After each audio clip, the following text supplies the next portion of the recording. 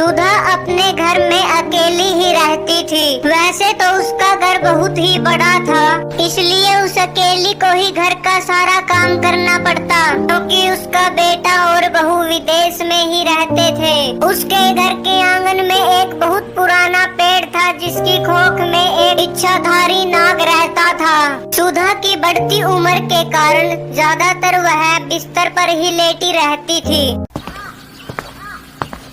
अरे सोनिया, सुनती हो? कहाँ चली गई? सुन भी लिया करो किसी की। अरे आ रही हूँ। क्या हुआ? आते ही चिल्लाना शुरू कर देते हो बस। घर के खिड़कियाँ दरवाजे सारे ही खुले पड़े हैं, इनको बंद नहीं कर सकती हो? इतना बोलकर वह सोफे पर जाके बैठ जाता है। क्या हुआ जी? आज फिर ऑफिस में कोई प्रॉब्लम हुई क्या, जो आप ऐसा बिहेव कर रहे हो? क्या बताऊं, कुछ दिनों से मेरी कंपनी का माल नहीं बिक रहा और माल बनाने के लिए पैसे भी नहीं है मेरे पास। समझ में नहीं आ रहा अब मैं क्या करूं। सुनिए ना, वो आप हमारी गांव वाली जगह क्यों नहीं बेच देते हो? वैसे भी आगे वो हमारे किसी काम की नहीं रहेगी। पर वहाँ तो मेरी माँ जी रहती हैं, क्या हमें वो बेचने देंगी? हाँ, क्यों नहीं, माँ जी को हम अपने साथ विदेश में ही ले आएंगे।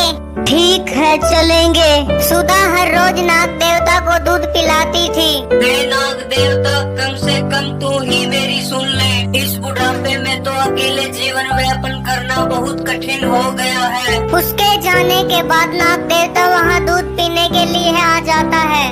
कुछ दिन बाद मोनू और सोनिया अपनी माँ के पास गांव में आते हैं। सुधा अपने बेटे और बहू से इतने दिनों बाद मिलकर बहुत ही खुश होती है। गांव में भी जो कोई मिलता उसे ही अपने बेटे बहू के आने की बात बताती है।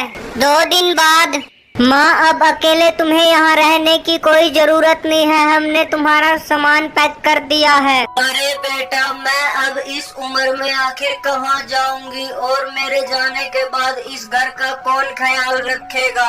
उसकी आप चिंता ना करें माँ जी, हमने इसका समाधान भी कर दिया है। बस आज प्रॉपर्टी डीलर आने ही वाला है। मतलब इस घर को तुम लोग बेचना चाहते हो, और वो भी मेरी राय लिए बिना? अब तुम तो माँ जी हमारे साथ विदेश में रहोगी, वैसे भी यहाँ कोई नहीं रहेगा, इसे बेच ही देते हैं। मुझे नहीं पता था तुम शहर से ये सब करने के लिए यहाँ आए हो, और इस घर में हमारी जिंदगी के सारे दुख और खुशियाँ हैं। इस घर को मैं हरगिज नहीं बेचने दूंगी। घर को लेकर उन तीनों में बहुत देर तक विवाद चलता है, मगर सुधा घर नहीं बेचने देती है।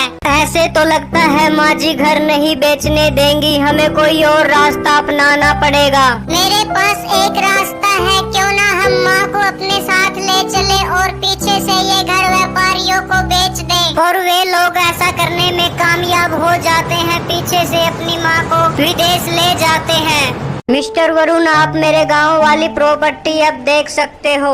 अब मुझे उसे आपको देने में कोई इशू नहीं है। ठीक है, कल सुबह ही मैं आपकी प्रॉपर्टी देखने के लिए निकल जाऊंगा। सुबह होते ही वह लोग प्रॉपर्टी देखने के लिए चले जाते हैं। घर तो काफी अच्छा है सर, इसको लेकर अगर बेचे तो हमें काफी अच्छा मुनाफा हो सकता है। हाँ, तभी तो मैंने ये डील की है। वह लोग बात कर ही रहे थे कि कुछ आवाजें आना शुरू हो जाती हैं।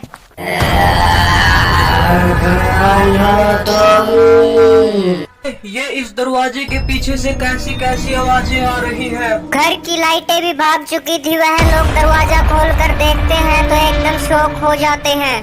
कौन हो तुम? तुम्हारी डर के मारे वह दोनों वहां से भागकर अपनी जान बचाते हैं, और इस बारे में जब वह मोनू को सब कुछ बताता है तो वह बहुत निराश होता है, और एक के बाद एक कई व्यापारियों को वहां बेचता है, जो भूतों के डर से वहां से भाग जाते हैं। मोनू हार मानकर अपनी माँ जी से पूछने का विचार करता है। माँ जी, मैं आपसे कुछ बात करना चाहता हूँ। क्या अपने गांव वाले घर में कोई भूत है? ये तुम्हें क्या हो गया है? आखिर क्या बात है? मुझे खुलकर बताओ बेटा। मुझे माफ कर दीजिए, मैंने घर पर व्यापारियों को भेजा। उसके बाद मोनू सारी बातें खुलकर अपनी माँ को बताता है। तभी सोनिया भी वहाँ आ जाती है। क्या तुमने मेरी पीठ पीछे ऐसा करना चाहा? बहुत शर्म की बात है।